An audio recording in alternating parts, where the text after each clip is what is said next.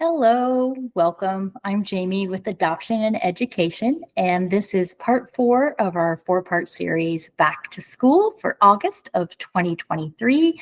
Today is one of my favorite Moodle features, and that is forums.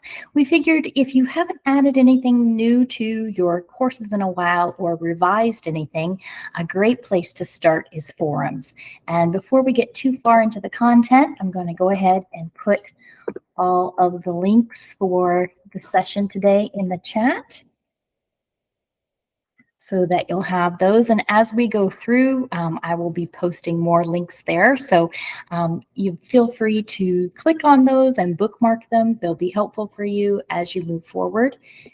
We have had 3 other sessions in this series. So if any of those are of interest to you and you have not had a chance to view them, you will be able to locate the recordings, or you can email me and I'll be happy to send them to you as well. But they will be on the community page inside of OpenLMS. So welcome. When you create a forum, you are creating an interactive discussion thread that can either be done live and in real time or asynchronously. And as you do that, it can become a wealth of knowledge. But it also, hey Hart, nice to see you. It also can create a tsunami in regards to the amount of information that you can get back. So I've collected some videos and some links and some helpful reminders for you to either discover forums for the first time or tweak things if you are finding that your inbox is inundated with your forum activity. So why forums? Well, they're an asynchronous way to share, comment, and discuss any idea or topic. So it's a really great way to allow for individual expression and get to know your participants' personalities, their strengths and weaknesses, even by keeping track of their responses. And it's always a good idea. Sorry, my cat just knocked my screen there. It's always a good idea with your forums to supply a sample reply so that you can give your participants an example of what you would like. So the type of size and word count, any way that you can give them some examples of exemplars is a great way to set a precedent in the forums, especially if you may have online learners that are new. You never want to assume that they know how to participate in any activity. So it's always a great idea to set some examples. What forums can do. This is a short list here of all the things that forums can do.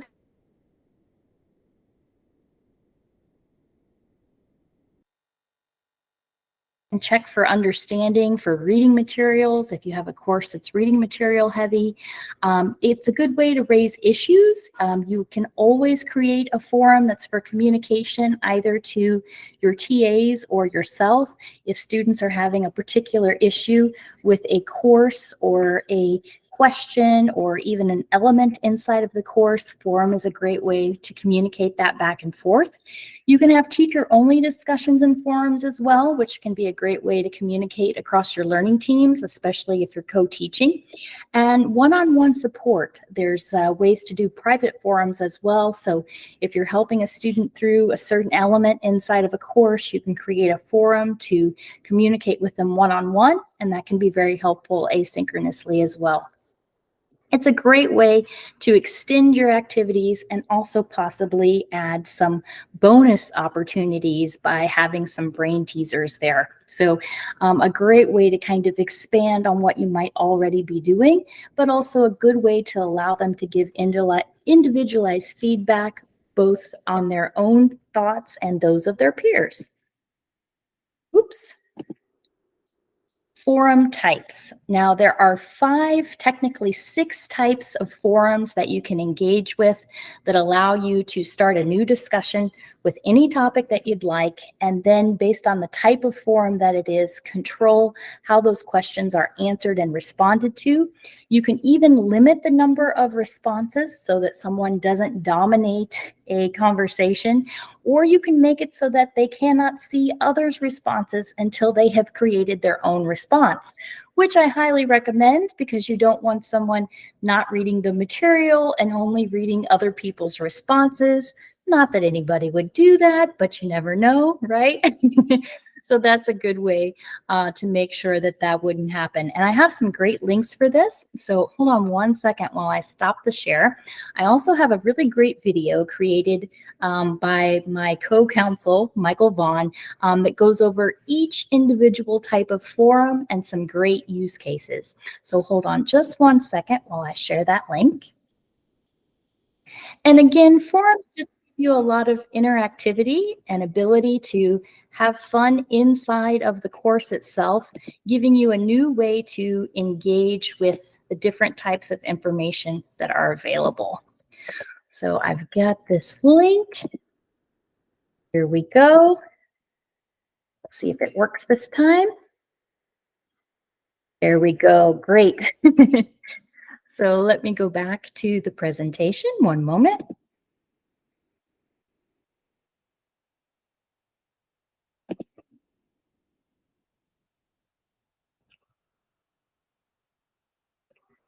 There we go.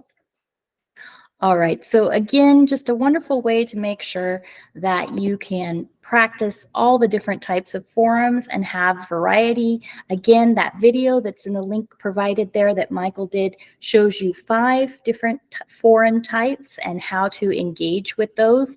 It's a great resource, especially if there's one that you haven't used in a while. So consider that a refresher as well. And last but not least, how do you manage all of this participation and feedback? Well, they can subscribe to the forum, they can receive notifications of the post. A teacher can set the subscription so that they can determine when people will receive that information. They can be blocked from posting, like we said, more than a certain number of posts if they happen to be one of those that might dominate a conversation. And these are all good ways to keep track of that engagement. So a lot of the forum ideas are centered around providing personality and feedback. When we have an asynchronous element, things can get a little didactic, right? So this allows us to at least have a community social type interaction that still has some control by both the teaching assistants and the instructor for how the information is received, how and when they can respond, and the types of questions that are being asked. So it's a really good way to expand your course content if you're not using it already. Grading forums, forum posts can be rated by teachers or students, and it has an element for peer evaluation. This is one of my favorites, and we do go over this in more detail in our fundamentals in the Academy course, as well as Basics to Online Instruction. So if you haven't attended an Open LMS Academy course, that would be a great one to attend if you're looking to build out your different content types. So you can then aggregate those to a final grade, which is recorded in the grade book. So it's a great way to have another element that can be high or low stakes, depend on how it's being used, to provide both evaluation that is done by you and also by the peers, depending on what type of learning environment you have set up. Last but not least, if you don't have a technical reason to use a forum, you can use a forum for a social reason or a benefit for engagement and interaction. If you already have your content pretty well set up and you really don't want to change anything, but you do feel like you need a bit of an icebreaker or some sort of social activity, or you possibly want to add an opportunity for a bonus opportunity, having a fun forum is a great thing to do. Certain times of year, you might have something like share a favorite recipe, share a favorite road trip, share a favorite destination. All these things that are low stakes and possibly have points or no points give the community within inside of your class the ability to get to know one another in an element that is not directly related to the content. And you say, well, why might we do that? Well, depending on where people are in their coursework, they may be meeting individuals for the first time. Even if they're part of a cohort, they may not have had the ability to have any conversations up until this point. So it just puts a bit of a personal touch to the engagement inside of the course and allows you to get to know your students a little bit better.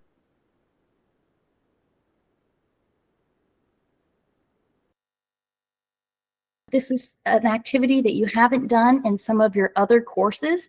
Providing a social forum gives them a low stakes way to practice the forum. And again, like we said at the beginning of the lesson, always have an example of the types of responses you see as exemplars and why you see them that way. So whether that it's you take examples from previous courses and put them in there, or if it's the first time you've done it, write your own exemplar and explain to them why it is, what it states, its length, its number of characters, etc. And that's a great way to make sure that everyone knows how best to respond. So again, this is nothing that is life-shattering, but it can be life-changing in regards to the amount of encouragement you can provide, as well as the engagement you can provide if you choose to use forums. If you're not sure of one of the 5 forum types that you'd like to use, always feel free to create a ticket or contact one of us directly on the adoption and education team. We'll be happy to work through the use case for you and recommend which forum type we think is best. Again, I provided lots of links in the chat to different resources and materials, videos. There's a frequently asked questions forums page that is very helpful as well as tips and tricks for managing forum responses. So at the very least, make sure you bookmark some of those links to take a look at as you begin adding forums or editing forums inside of your existing course. And if you've liked what you've experienced here today, you'll like even more our in-person conference known as Connected that we are excited to announce will be in Charlotte, North Carolina next year. So if that is of interest to you, please feel free to click and find out more about Connected. We do have early bird rates that are going to be running out the first part of September. So if you want to make sure that you get all the best that you can from the conference, go ahead and register early. Also, if you are someone who has been thinking about investigating or learning more about H5P content, we will be doing an in-depth H5P creator course at the Connected conference. So, oh, Hart, thank you. That's excellent. We would love to share your forum articles, so I appreciate you sharing that resource. Thank you so much. So again, if you are interested in H5P and that creator course, there will also be a place where you can pre-register for that as well. I hope you've enjoyed this short series on getting you back into the groove for the 2023 school year. Thank you so much for attending. I hope you have a wonderful rest of your day, and we'll see you online again soon. Bye-bye, everyone.